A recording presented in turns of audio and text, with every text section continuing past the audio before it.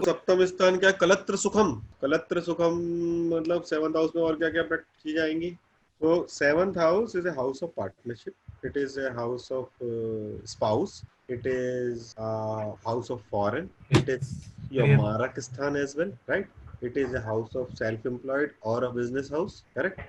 And it is a house of you going away from you. Lagna se just opposite hai, right? So it is a house of, lagna is what I am getting inside, seventh house is I am getting outside, मैं बाहर जा रहा हूँ, मतलब कि मन की अगर मैं बात करूँ तो मन बाहिर्मुखी हो गया, ठीक है। अब सप्तमेश अगर लग्न पर बैठा तो कौन बैठा सर पे, पार्टनर या बीवी। पार्टनर स्पेसिफिकली को देखने के लिए हमको उसका कर्म कुंडली में देखना पड़ेगा, जो दशमांश कुंडली होता है उसमें देखना पड़ेगा।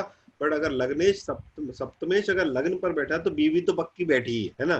तो योर बीवी और your wife is sitting on your head, that means the person will give utmost importance to the wife, right. अगर ये बेनिफिकली इन्फ्लुएंस्ड है, अगर ये मेलिफिकली इन्फ्लुएंस्ड है, then she is sitting on your head and she is bothering you also, he or she whatever, correct? that means वो आपका sir पे भी बैठेगी और बहुत ही क्लोज रिपोर्टिंग रहेगी, कहाँ है लोकेशन भेजो, सही है कि नहीं। अगर बेनिफिक है तो एक केंद्र का लॉर्ड दूसरे केंद्र या त्रिकोण में बैठा है, that is a wonderful placement, right?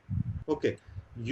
It is said that if seventh lord is in the lagna, you can marry somebody whom you know from a longer time and then the person is coming back to you. Seventh is opposite to the lagna, right?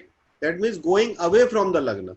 That going away from the lagna or the partner which has gone away from me is coming back to me. So it is like you can marry somebody whom you know from a long time and they have come back. Then seventh house में ये जो है शनि का स्थान, शनि उच्च के होते हैं यहाँ पर, शनि को दिग्बल भी होता है, शनि को हम क्या कहते हैं, वॉन्डरिंग मॉन्क कहते हैं ना। तब में इसलिए जो ग्रह होता है वो आपको बहुत घुमाता फिराता है। So when seventh Lord is on the लग्न, देयर इज ऑलवेज ट्रैवलिंग, कई बार अननेसेसरी ट्रैवलिंग विदाउट पर्पस, उसी को तो कहते हैं भटकना ना, ऐसे ही ट्रैवल कर रहा है।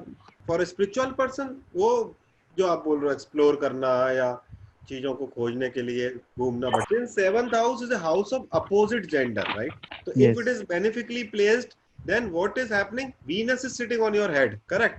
So that means you can work with a lot of opposite gender. If you are a male, then you can work with a lot of female. If you are a female, you can work with a lot of males, right?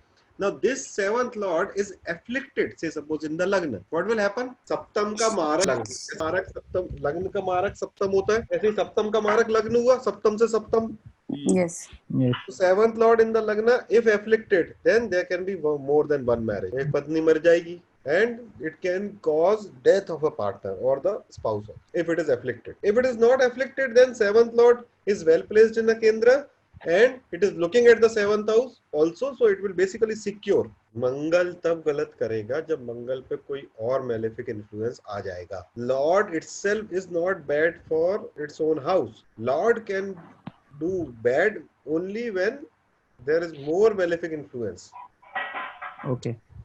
मंगल भी है भैया, वो है मंगल अपना bunker को तोड़ देगा क्या, नहीं तोड़ेगा ना, लेकिन अगर गुस्सा आ गया तो तोड़ेगा कि नहीं तोड़ेगा, तो आना जरूरी है ना, राइट। दो शादी करा देगा, राहु साथ में है तो बिना शादी के रखवा देगा कोई साथ। सी राहु क्या कहता है, राहु इज उसे एंटी सोशल, राइट, उसको उत्पात करना है। केतु सप्तम में एंटी सोशल। अब बुध तो खुद ही डुअलिटी बताता है, इसलिए लग्न पर बुध अकेला हो तो वो वैसे ही एक दो शादियां करा देता है, ठीक है, क्योंकि सप्तम को देखता है। अब इसके साथ राहु आ गया तो राहु जो है वो क्या करेगा, गुरु का विरोधी होता है। गुरु बोलता है जो काम करो धर्म संपत्ति करो, यानी Jupiter can also give you 2 marriage 3 marriages also, but Jupiter का हिसाब किताब कैसा है, 1 एट ए टाइम।